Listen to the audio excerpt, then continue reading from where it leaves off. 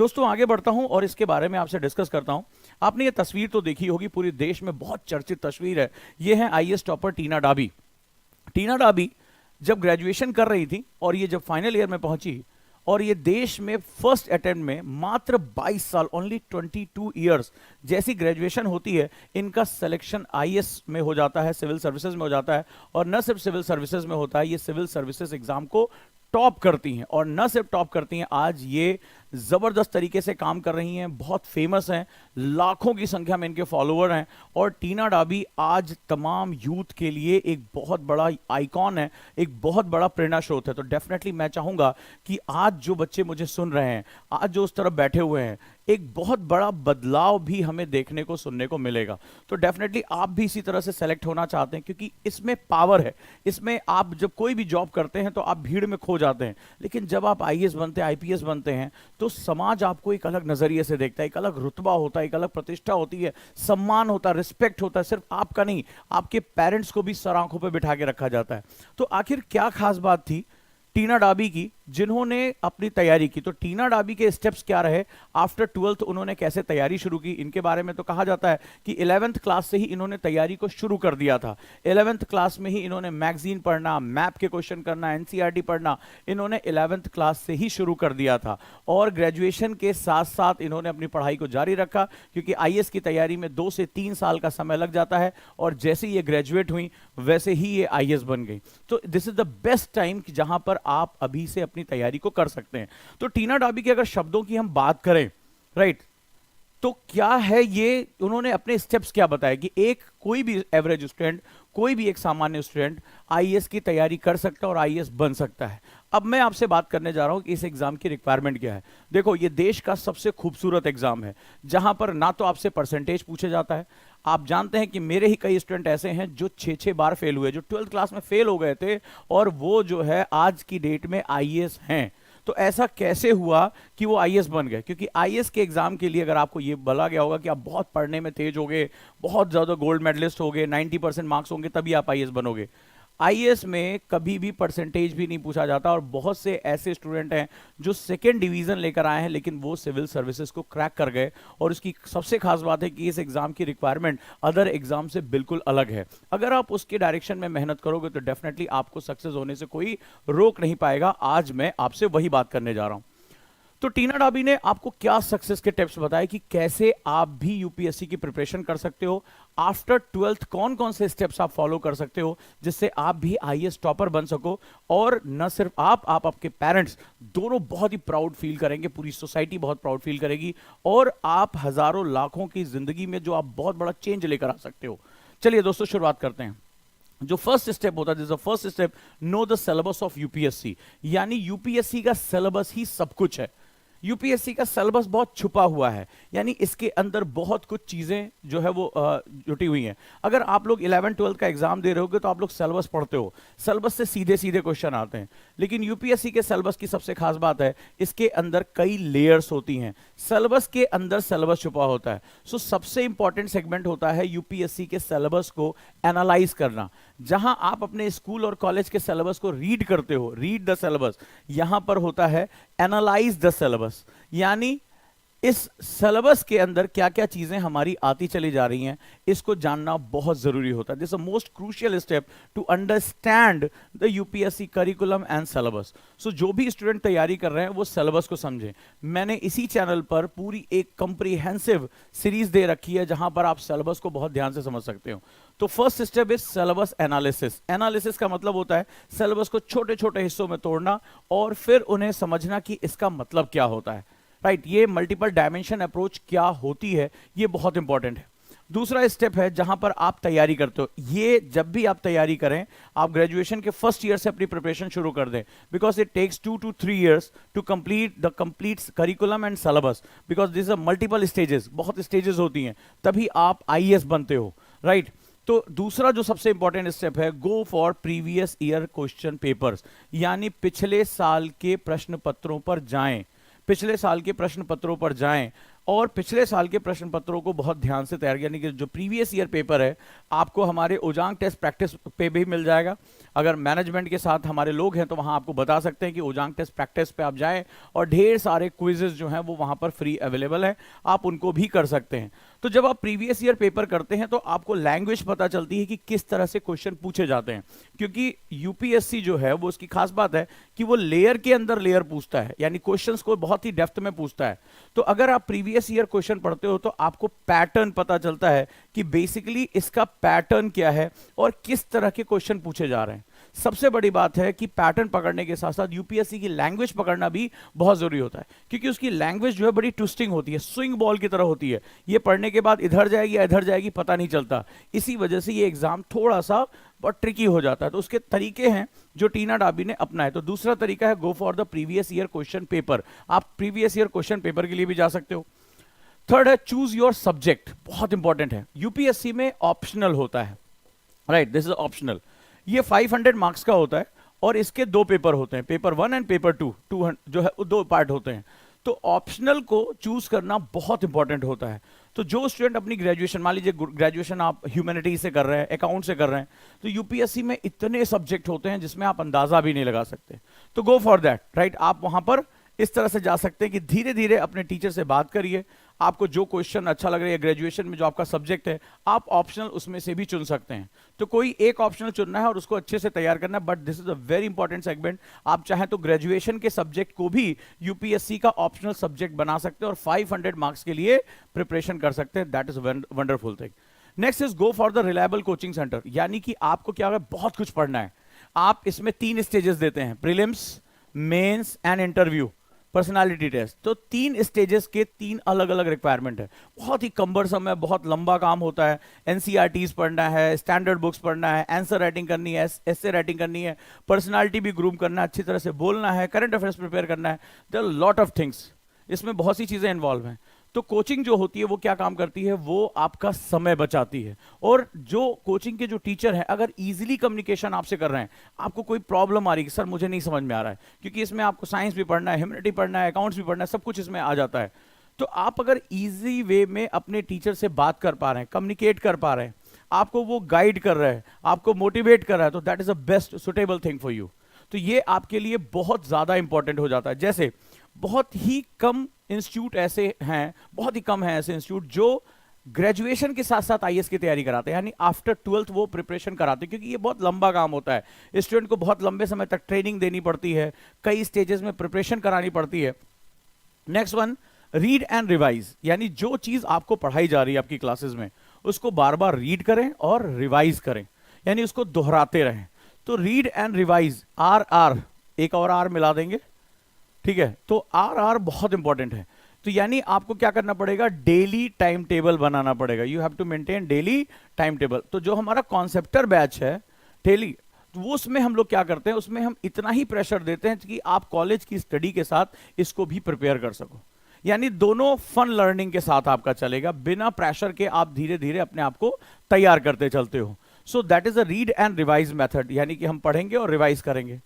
जो टीना डाबी ने 6 अपना कहा कि मेरी सबसे बड़ी पावर क्या थी कि फर्स्ट अटेम्प्ट मेरा सिलेक्शन हुआ और भी आईएएस टॉप किया मैंने, वो था मॉक टेस्ट देना। बहुत इंपॉर्टेंट है, यानी ढेर सारे टेस्ट जो भी मैंने पढ़ा मुझे उस पर टेस्टिंग करनी, अपने आप को टेस्ट देना है। तो इसके लिए हमारा प्लेटफॉर्म है ओजांग टेस्ट प्रैक्टिस, जहां डेली 10 क्वेश्चन हम क्विज के देते ही देते हैं। तो आप उन 10 क्वेश्चन के साथ बहुत कुछ कर सकते हो, राइट। तो यहां पर हम लोग क्या करेंगे, डेली टेस्ट देते रहेंगे, ठीक है। इसको हम लोग आरएसएम भी बोलते हैं, रिवर्स स्टडी मेथड के नाम से भी जानते हैं। सो आपको रेगुलर जो भी आप रीड कर रहे हो, जो आप रिवाइज कर रहे हो, उस पर आप रेगुलर टेस्ट दोगे। तो 6th step is very important, very crucial. और आप जानते हो कि ज्यादातर स्टूडेंट जो होते हैं वो केवल 5th स्टेप तक फॉलो करते हैं, 6th स्टेप से उनकी एनर्जी खत्म हो जाती है। So we have a dedicated system that is ओजांग टेस्ट प्रैक्टिस, जहां पर फ्री ऑफ कॉस्ट, अभी हमने सीयूईटी का टेस्ट सीरीज लॉन्च किया फ्री ऑफ कॉस्ट। सीयूईटी 2023 जो भी मुझे सुन रहे हैं, वहां पर हमने फ्री ऑफ कॉस्ट जो है वो कहा है कि आप जाएं और ऑब्जेक्टिव टेस्ट दें, ऑल इंडिया रैंक अपनी चेक करें। तो ये बहुत इंपॉर्टेंट है। Now we are going for the mock test. तो 6th step is about going for the mock test, हमें ज्यादा से ज्यादा मॉक टेस्ट देना है। Now the next step is, right, अगर क्या सर हमें क्या जरूरत है, हम ग्रेजुएशन कर लें फिर आईएएस बने? तो 12th के बाद आईएएस बनने के क्या क्या फायदे हैं, जरा इस पर बात करते हैं। सबसे बड़ी चीज है, देखो ये जो सर्विस है बहुत ही स्पेशलाइज सर्विस होती है। 60 साल की उम्र में रिटायर हो जाते हो। अब जरा मैथमेटिक्स समझो, एक आप हो, आप मान लो 22 ईयर में आप आईएएस बन गए, और आप सभी को किस पे रिटायर होना है, 60 ईयर्स पे आपको रिटायरमेंट हो रहा है। आपका एक फ्रेंड है वो बहुत देर से तैयारी शुरू करता है, वो 32 ईयर्स पे आईएएस बनता है। तो किसका सर्विस स्पैन ज्यादा होगा? ऑब्वियस सी बात है, जिसने बहुत जल्दी सिलेक्शन ले लिया, जल्दी तैयारी शुरू की, उसका सिलेक्शन हो गया, उसका सर्विस स्पैन ज्यादा होगा। जितना ज्यादा सर्विस स्पैन होगा उतना ही ज्यादा प्रमोशन होंगे, उतना ही ज्यादा उसको प्रॉफिट। और सबसे बड़ी बात है, आगे चलकर ये लोग इतने पावरफुल हो जाते हैं, इतने पावरफुल हो जाते हैं, सीधे चीफ मिनिस्टर, प्राइम मिनिस्टर, इनके पास रिपोर्टिंग होती है। जो प्रिंसिपल सेक्रेटरी होता है, जो चीफ सेक्रेटरी होता है, जो कैबिनेट सेक्रेटरी होता है, ये सारे सीनियर मोस्ट आईएएस ऑफिसर होते हैं। और आप आश्चर्य करेंगे, पूरी सरकारें यही चलाते हैं। ये डायरेक्टली प्राइम मिनिस्टर से मीटिंग करते हैं, प्राइम मिनिस्टर इनसे सजेशन लेता है, ये गवर्नमेंट का दिमाग होते हैं, क्योंकि सरकार इन पर बहुत भरोसा करती है, इनके दिमाग पर बहुत भरोसा करती है। They are very very talented people. तो ये इंपॉर्टेंट होता है कि अगर आप जल्दी तैयारी शुरू करते हो तो आपका सर्विस स्पैन ज्यादा होगा, और आप कैबिनेट सेक्रेटरी, जिसे कहते हैं कि boss of all IAS officer, directly prime minister office को रिपोर्ट करता है, बीच में कोई नहीं है। One of the most powerful officer in the country. और वो व्यक्ति जो है वो वहां तक आप पहुंच सकते हैं, लेकिन उसकी शर्त है कि आप कम उम्र में आईएएस बने और आप जल्दी तैयारी शुरू करें। सो पहला बेनिफिट है, आपको बहुत लंबा सर्विस स्पैन मिल जाता है। दूसरा, कैरियर ओरिएंटेशन, आपके पास बहुत ढेर सारी अपॉर्चुनिटीज आ जाती है। आपको पता है आईएएस ऑफिसर को कितना प्रिविलेज मिलता है। सपोज आपका मन है कि आप ऑक्सफोर्ड पर जाएं पढ़ने के लिए, तो आज आपको ऑक्सफोर्ड पढ़ने के लिए आपको एंट्रेंस देना पड़ेगा। इसके बाद आप अपने खर्चे पर ऑक्सफोर्ड जाएंगे, वहां का खर्चा उठाना पड़ेगा। आपको पता है कि अगर आप सिविल सर्वेंट बन जाते हो और गवर्नमेंट से कहते हैं I want to do specialize study, मुझे करनी है, मुझे कुछ खास अर्बन डेवलपमेंट पे, रूरल डेवलपमेंट में, गवर्नमेंट आपको स्पॉन्सर करके भेजती है, आपका सारा खर्चा उठाती है, आपको सैलरी भी देती है, और आप स्पेशलाइज होकर जब आते हैं तो आपको प्रमोशन भी मिलता है। So there are lot of benefits. हमारे पास बहुत बेनिफिट्स होते हैं, और आपके पास मल्टीपल ऑप्शंस खुल जाते हैं। आपको पता है जो बहुत बड़ी बड़ी कंपनीज हैं, चाहे रिलायंस हो, वो तमाम रिटायर्ड ऑफिसर्स को, या तमाम जो जिन्होंने वॉलंटरी रिटायरमेंट ले लिया है, उनको मुंह मांगे सैलरी पैकेज देती है। उनको पता है कि जो व्यक्ति आईएएस हो चुका है, जो पूरा डिस्ट्रिक्ट संभाल सकता है, पूरा जो है स्टेट संभाल सकता है, वो एक कंपनी तो बहुत आराम से संभाल सकता है, उसकी मैनेजमेंट स्किल इतनी जबरदस्त होती है। सो उनके लिए करियर अपॉर्चुनिटीज बेतहाशा खुल जाती हैं, बेतहाशा। वो जिधर जाना चाहें उधर जा सकते हैं। Next one is investment of time, right.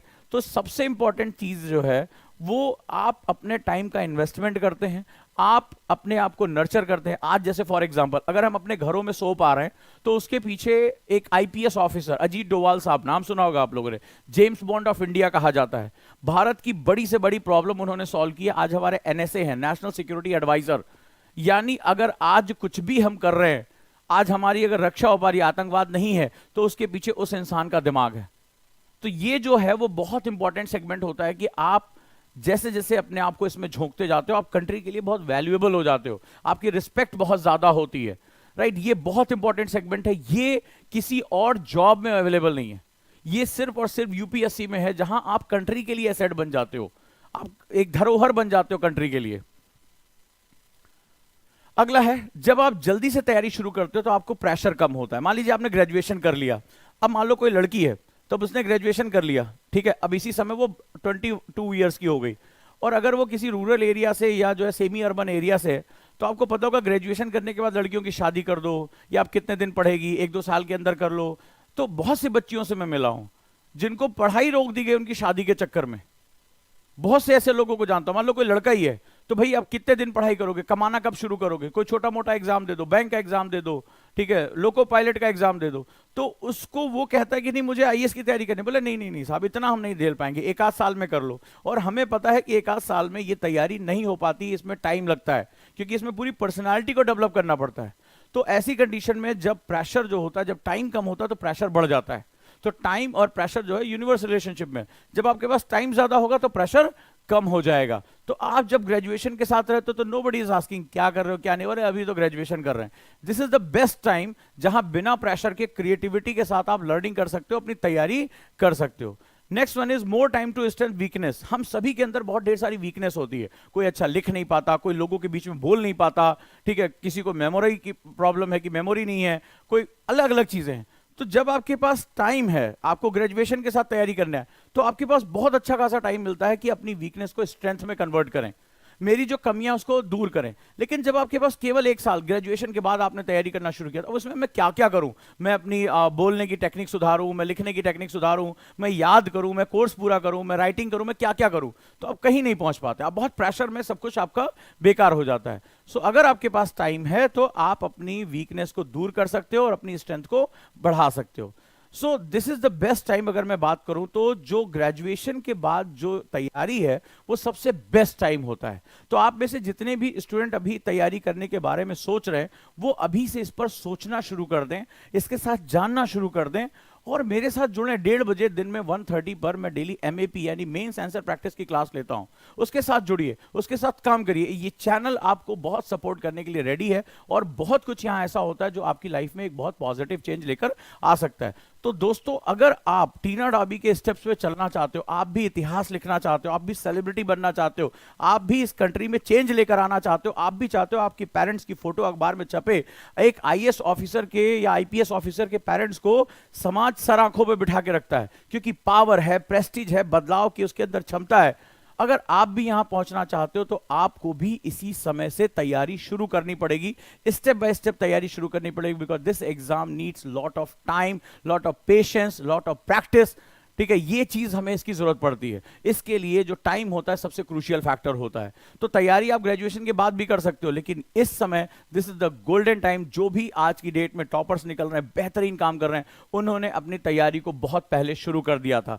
तो अगर हम 12th के बाद अपने लाइफ को एक दिशा देना चाहते हैं, डायरेक्शन देना चाहते हैं, तो क्यों ना हम बड़ा सोचें, ऐसा सोचें जहां हमारी पीढ़ियां बदल जाएं, हमारे नाम के साथ भारतीय प्रशासनिक सेवा यानी इंडियन एडमिनिस्ट्रेटिव सर्विसेज लग जाए, हम पावर के साथ, हम बदलाव के साथ काम कर सके, हम उन बच्चों के लिए काम कर सके जिनको एजुकेशन नहीं मिल रही है, हम उन बूढ़ी महिलाओं के लिए काम कर सकें जिनको पेंशन नहीं मिल पाती है, हम अपने देश के लिए काम करें, हम बदलाव के लिए काम करें, हमारे टीचर्स जो है वो हमारे ऊपर गर्व करें कि मेरा स्टूडेंट आईएएस है, मेरा स्टूडेंट आईपीएस है। अगर मुझे टीचर सुन रहे हैं, आप अंदाजा लगाइए, अगर आपका कोई स्टूडेंट आईएएस आईपीएस हो जाता है तो इंडियन सोसाइटी में हम उसको किस नजर से देखते हैं, हमें कितना गर्व होता है। आज मेरे 2 स्टूडेंट इंजीनियरिंग कॉलेज में पढ़ाए हुए, अगर आज वो आईपीएस हैं तो मुझे कितना गर्व महसूस होता है, मैनेजमेंट को कितना गर्व महसूस होता है कि हमारे यहां आईपीएस निकले हुए हैं, पावर है इनके पास।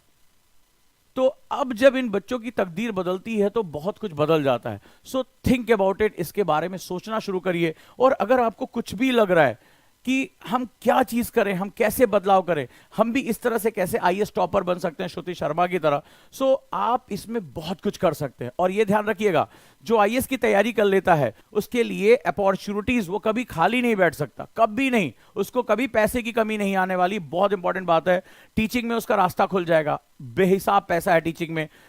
स्टेट पीसीएस एग्जाम, जो स्टेट के डिप्टी एसपी एसडीएम की पोस्ट होती है, वो आपको मिलेगी। ईपीएफओ एंड सीएपीएफ, यहां पे आपके एग्जाम के दरवाजे खुल जाएंगे। यहां हजारों की संख्या में एग्जाम के दरवाजे खुल जाते हैं। एसएससी सीजीएल का एग्जाम दे सकते हैं, इंडियन फॉरेस्ट सर्विसेज का एग्जाम दे सकते हैं, आईबीपीएस का एग्जाम दे सकते हैं। तमाम तरह के एग्जाम सिर्फ यूपीएससी की प्रिपरेशन करने वालों के लिए खुल जाते हैं। और आप अगर मेहनती हैं, ईमानदारी से तैयारी कर रहे हैं, तो आप इसमें से कहीं पर भी सेट हो सकते हैं, कहीं पर भी। आप कभी खाली नहीं बैठेंगे अगर आपने ऑनेस्टी के साथ, मेहनत के साथ आपने तैयारी की है। तो आपके लिए कोई ना कोई दरवाजा जो है वो खुलेगा ही, चाहे आईएएस का दरवाजा खुले, पीसीएस का दरवाजा खुले, ईपीएफओ का दरवाजा, ठीक है, आईएफएस का दरवाजा, कोई भी जो है वो आपके लिए अपॉर्चुनिटी यहां पर क्रिएट हो जाएगी।